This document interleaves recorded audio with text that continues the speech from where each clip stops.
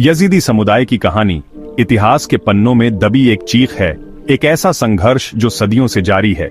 Iraq और तुर्की के पहाड़ों में बसे इस छोटे से समुदाय ने बार बार जुल्म और उत्पीड़न झेला है। उन्हें अपनी आस्था बदलने के लिए मजबूर किया गया, महिलाओं और बच्चों पर अत्याचार हुए और बार बार उन्हें अपनी पहचान के लिए लड़ना पड़ा। सोचिए, अपने ही घर में मेहमान की तरह जीना यजीदियों की जिंदगी कुछ ऐसी ही रही है। उनकी भाषा, रीति रिवाज और धर्म अलग थे और इसी अलगाव की उन्हें भारी कीमत चुकानी पड़ी। इतिहास गवाह है, यजीदी समुदाय ने 74 से ज्यादा नरसंहार झेले हैं। हर बार हमलावरों ने उन्हें इस्लाम कबूल करने या मरने का विकल्प दिया। जिन्होंने इनकार किया उन्हें बेरहमी से मार दिया गया। उनकी महिलाओं को गुलाम बनाया गया, बच्चों को छीन लिया गया, सिर्फ इसलिए कि वे अपनी हजारों साल पुरानी विरासत छोड़ने को तैयार नहीं थे। इस लगातार हो रहे उत्पीड़न ने यजीदियों को अपनी सुरक्षा के लिए खुद खड़े होने पर मजबूर किया। अब वे छिपकर नहीं, बल्कि गर्व से अपनी पहचान के लिए आवाज उठा रहे हैं। ये सिर्फ जमीन का नहीं, अपनी पहचान और जड़ों को बचाने का संघर्ष है। उनकी कहानी आंसुओं की नहीं, बल्कि हिम्मत और जज्बे की भी है। सदियों के अंधेरे के बाद यजीदी समुदाय के लिए कार्तिकस्तान एक नई उम्मीद की किरण है। यह सिर्फ एक नाम नहीं, बल्कि एक सुरक्षित भविष्य और सम्मान की जिंदगी का सपना है। कार्तिकस्तान का नाम भगवान शिव के पुत्र कार्तिकेय से प्रेरित है। यजीदी मानते हैं कि उनकी जड़ें भारत से जुड़ी हैं और वे ताउस मलक, मोर देवदूत को पूजते हैं, जैसे हिंदू धर्म में कार्तिकेय का वाहन मोर है। यह नाम यजीदियों को एक नई सकारात्मक पहचान देता है। अब वे काफिर नहीं, बल्कि एक गौरवशाली विरासत के उत्तराधिकारी हैं। कार्तिकस्तान सिर्फ एक भूभाग नहीं, बल्कि सांस्कृतिक पुनर्जागरण का प्रतीक है।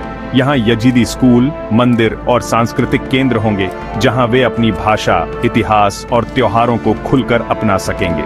यह सपना यजीदी आत्मा का घर है, एक ऐसी जगह जहाँ वे अपनी शर्तों पर जी सकें। कार्तिकस्तान की मांग उनके वजूद को बचाने की यात्रा है। यह आंदोलन उनकी खोई हुई विरासत को फिर से पाने की कोशिश है।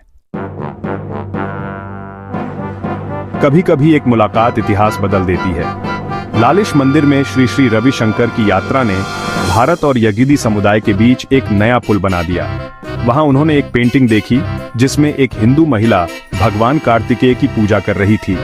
यह यजीदी हिंदू रिश्ते का जीता जागता सबूत था।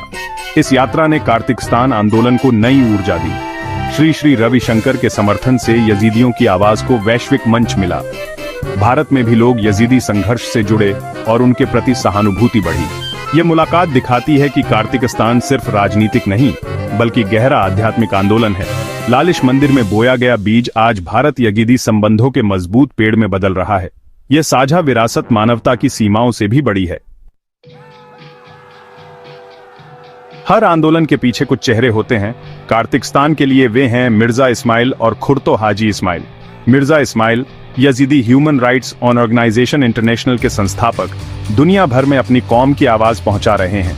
वे मानते हैं कि यजीदियों को बचाने के लिए उनकी कहानी सुनाना जरूरी है। भारत उनके लिए खास है।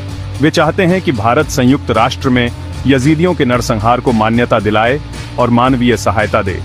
मिर्जा इस्माइल भारत के लोगों से भावनात्मक रिश्ता बनाना चाहते हैं। यजीदी उनके अनुसार भारत के प्राचीन परिवार का हिस्सा है। दूसरी ओर खुर्तो हाजी इस्माइल, बाबा शेख, यजीदी समुदाय के सर्वोच्च धार्मिक नेता हैं। उन्होंने मुरुगन मंदिर में भगवान कार्तिकेय की पूजा की।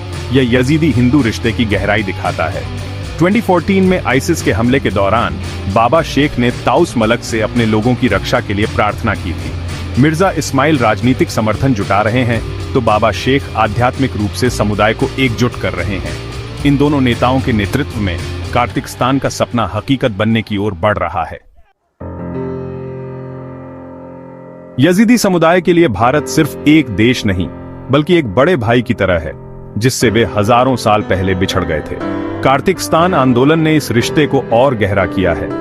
आज जब यजीदी अपने अस्तित्व की लड़ाई लड़ रहे हैं, उनकी उम्मीदें भारत से जुड़ी हैं।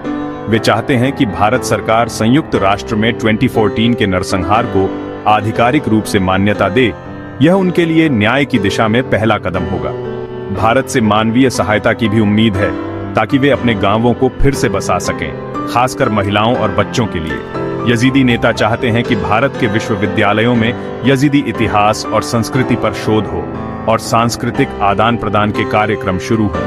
यह रिश्ता सिर्फ राजनीतिक नहीं, बल्कि सांस्कृतिक और आध्यात्मिक भी है। भारत के लिए भी यह अपनी सांस्कृतिक विरासत को नए नजरिए से देखने का मौका है। यजीदी परंपराओं में प्राचीन भारत की झलक मिलती है। सबसे प्रमुख समानता है मोर की पूजा। यजीदी ताउस मलक को और हिंदू भगवान कार्तिकेय को मोर के साथ पूजते हैं। अग्नि का सम्मान दोनों धर्मों में गहरा है। लालिश मंदिर में पवित्र अग्नि, हिंदू धर्म में यज्ञ और हवन। पुनर्जन्म का सिद्धांत भी दोनों में समान है। आत्मा का चक्र, मोक्ष या शुद्धि की यात्रा। शादी की रस्मों में कपड़ों की गांठ बांधना, सूर्य की पूजा, ये सब सांस्कृतिक पुल हैं। ये समानताएं सिर्फ संयोग नहीं बल्कि साझा विरासत का प्रमाण है। यजीदी समुदाय इंडो आर्यन परिवार की एक शाखा है जिसने अपनी जड़ों को कभी नहीं भुलाया। यह साझा इतिहास दोनों समुदायों को जोड़ता है। अगस्त 2014 यजीदी इतिहास का सबसे काला दिन। आईसिस ने सिंजार पर हमला किया, हजारों पुरुषों को मार डाला, महिलाओं को गुलाम बना लिया। जब कोई मदद नहीं आई, यजीदियों ने खुद हथियार उठाए। किसान, मजदूर, युवा सब ने मिलकर अपनी रक्षा के लिए YBS का गठन किया। लालिश मंदिर उनकी आस्था का केंद्र, प्रतिरोध का प्रतीक बन गया। यजीदी लड़ाकों ने अपनी जान पर खेलकर उसे बचाया। 2014 के नरसंहार ने सिखाया, जब तक सुरक्षित क्षेत्र नहीं होगा वे हमेशा खतरे में रहेंगे। कार्तिकस्तान की मांग इसी दर्द से जन्मी है। यह भविष्य में नरसंहार रोकने की गारंटी है। यह आंदोलन उनके अस्तित्व, सम्मान और संस्कृति की रक्षा का प्रतीक है। कार्तिकस्तान का सपना यजीदी समुदाय को नया और सुरक्षित भविष्य देने का वादा है। अगर आपको यह वीडियो पसंद आया हो तो इसे लाइक और शेयर जरूर करें और ऐसे ही रोमांचक वीडियो देखने के लिए हमारे चैनल को सब्सक्राइब करना ना भूलें। अगले वीडियो में फिर मिलेंगे, तब तक के लिए अलविदा।